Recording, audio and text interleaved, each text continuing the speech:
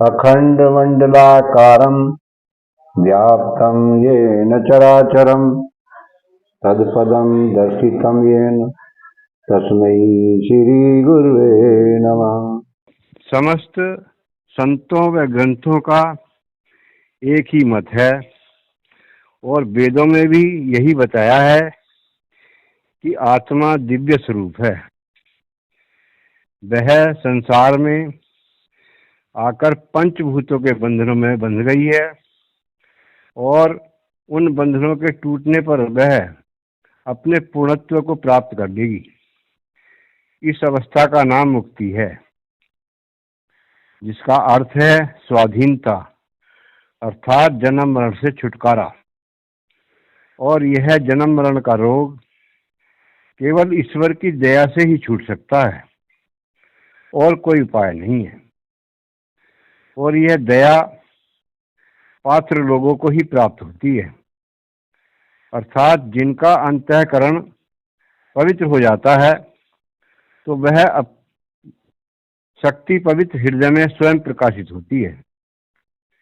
पवित्र और निर्मल मनुष्य इसी जीवन में ईश्वर दर्शन प्राप्त कर सकता है, अर्थात मुक्त हो जाएगा और सारे भ्रम व संदेह दूर हो जाएंगे।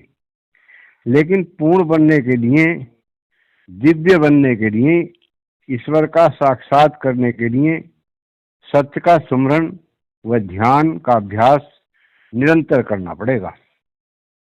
यही धर्म है। जब आत्मा पूर्ण और निरपेक्ष होकर ब्रह्म के साथ एक हो जाती है तो परम सत्य का बोध होने पर आनंद की परम अवस्था प्राप्त हो जाएगी। तब आप आनंद स्वरूप हो जाओगे। तभी दुखों का अंत हो जाएगा और अज्ञान का भी अंत हो जाएगा। परम अद्वैत की प्राप्ति ही धर्म है। अंधविश्वास मनुष्य का महान शत्रु है, पर धर्मांधता तो उससे भी बढ़कर शत्रु है। मूर्तियां, मंदिर, गिरजाघर, मस्जिद, ये तो मानव धर्म की बाल्यावस्था में केवल आधार या सहायक मात्र हैं। बाहरी पूजा या मूर्ति पूजा सबसे नीचे की अवस्था है और आगे बढ़ने के लिए मानसिक प्रार्थना तथा साधना ये दूसरी अवस्था है। और सबसे उच्च अवस्था तो वह है जो परमेश्वर का साक्षात्कार हो जाए। सूर्य भी उस परमात्मा को प्रकाशित नहीं कर सकता और न ही चंद्रमा प्रकाशित कर सकता है, और ये सभी उस प्रभु के प्रकाश से प्रकाशित होते हैं। प्रत्येक के अंतःकरण में उसी सत्ता का राज है। जहां भी आपको मानव सृष्टि का उन्नति करने वाली और चेतन करने वाली शक्ति दिखाई दे रही है तो जान लो कि वह प्रभु के तेज के अंश से ही हो रहा है। हम किसी मानव की भूख अल्प समय के लिए भले ही शांत कर दें, परंतु बाद में वह फिर भूखा हो जाएगा। हम किसी व्यक्ति को जो भी सुख दे सकते हैं वह क्षणिक ही होता है। सुख और दुख के इस लगातार ज्वर का कोई भी सदा के लिए उपचार नहीं कर सकता। क्या संसार को हम कोई शाश्वत सुख सदा के लिए दे सकते हैं? नहीं दे सकते। कर्म ही मोक्ष और बंधन के कारण है, और कर्म होते हैं कर्म इंद्रियों के द्वारा, जिनका मुखिया मन है, अर्थात मन के द्वारा कर्म होते हैं। कुछ कर्म बंधन की ओर ले जाते हैं और कुछ कर्म मुक्ति की ओर ले जाते हैं। जब हम संसार की ओर से परमात्मा की ओर मुड़ते हैं और परमात्मा का सुमरन भजन ध्यान करते हैं, और जब परोपकार करने की इच्छा हमारे रोम रोम में समा जाती है, तब हम मुक्त हो जाते हैं।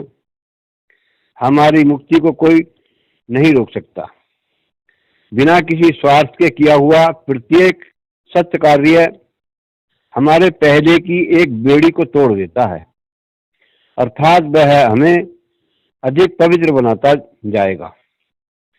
भला करो और भले बनो, बस यही तुम्हें निर्वाण की ओर ले जाएगा, अर्थात मुक्ति की ओर ले जाएगा, सत्य की ओर ले जाएगा। तुम स्वयं उस पर विचार करो और विशेष रूप से विश्लेषण करने के बाद देखो कि उससे तुम्हारा तथा दूसरों का भी कल्याण होगा। तभी उस पर विश्वास करो, उसी के अनुसार अपना जीवन बिताओ। वही व्यक्ति उत्तम कार्य कर सकता है जो पूर्णतः निस्वार्थी है, जिसे न तो धन की लालसा है और न ही कीर्ति की और न किसी अन्य वस्तु की। जब मनुष्य ऐसा करने में समर्थ हो जाता है तो उसके भीतर से ऐसी शक्ति प्रकट होगी जो संसार की अवस्था को संपूर्ण रूप से परिवर्तित कर सकती है। केवल आध्यात्मिक ज्ञान ही ऐसा है जो हमारे दुखों को सदा के लिए नष्ट कर सकता है।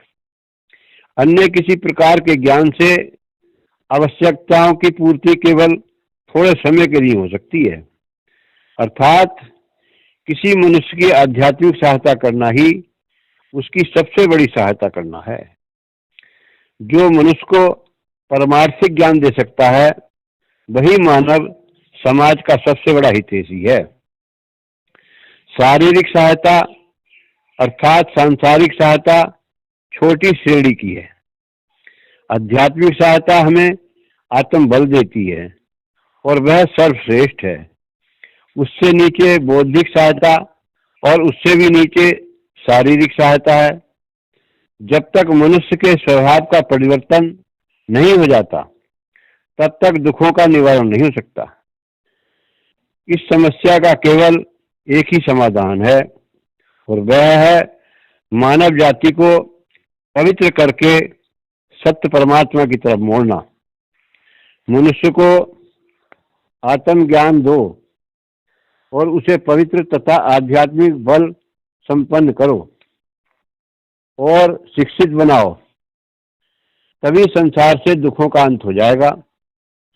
शुभ कर्मों का फल शुभ और अशुभ कर्मों का फल अशुभ होगा, परंतु शुभ और अशुभ दोनों ही आत्मा के लिए बंधन का कारण है।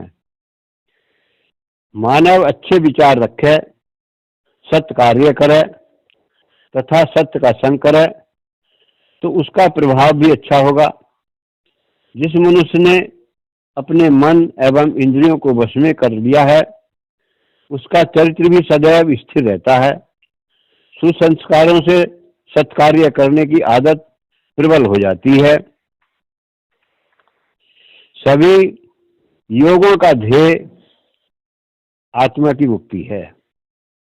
मुक्ति का अर्थ है संपूर्ण स्वाधीनता, अर्थात शुभ और अशुभ दोनों प्रकार के बंधनों से छुटकारा पा जाना। कुसंस्कारों का नाश शुभ संस्कारों द्वारा करना चाहिए। समस्त प्रकृति आत्मा के लिए है, आत्मा प्रकृति के लिए नहीं है। उसका अस्तित्व इसलिए है कि जीव आत्मा को ज्ञान लाभ हो तथा ज्ञान द्वारा अपने को मुक्त कर ले।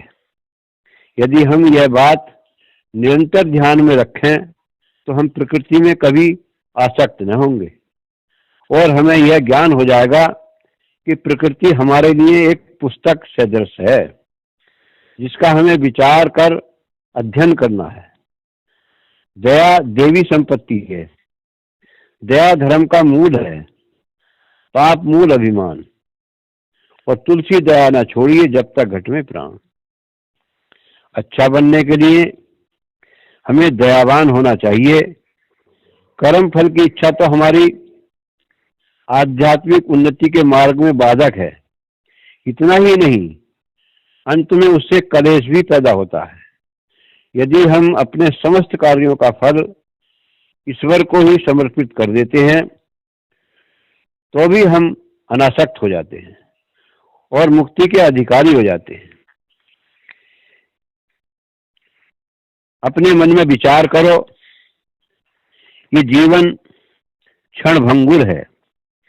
समय बीत रहा है, जा रहा है, हाथ से निकला जा रहा है, इसमें अहंकार नहीं करना है। और भजन के माध्यम से बताया है, और मन में सोच विचार बुलबुला पानी का, 2 दिन में उड़ जाएगा नशा जवानी का। मन में सोच विचार बुलबुला पानी का, 2 दिन में उड़ जाएगा नशा जवानी का। ये जीवन तेरा ऐसे पानी में बतासा जैसे, ये जीवन तेरा ऐसे पानी में बतासा जैसे, जब मार पड़ेगी यम की तब प्राण बचेंगे कैसे तेरी अभिमानी का।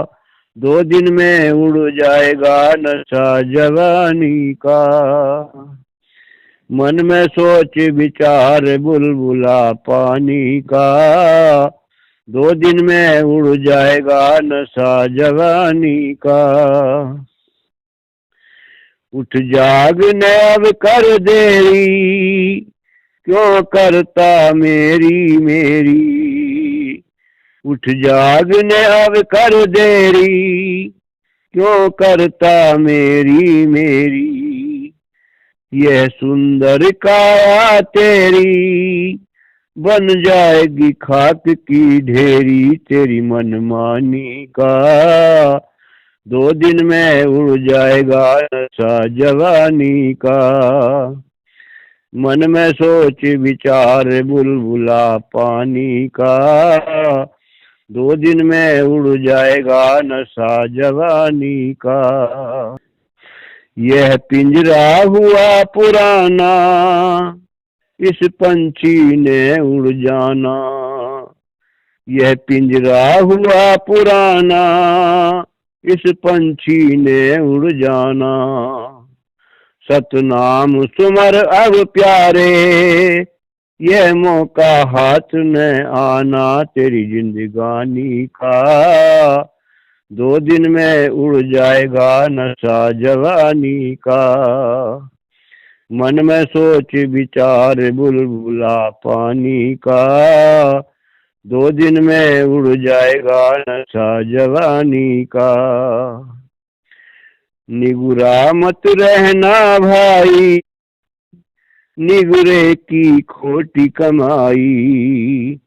निगुरा मत रहना भाई, निगुरे की खोटी कमाई। श्री संत शरण में जाकर तेरा जीवन सफल हो जाई तेरी नादानी का। 2 दिन में उड़ जाएगा नशा जवानी का। मन में सोच विचार बुलबुला पानी का, 2 दिन में उड़ जाएगा नशा जवानी का। सत्साई।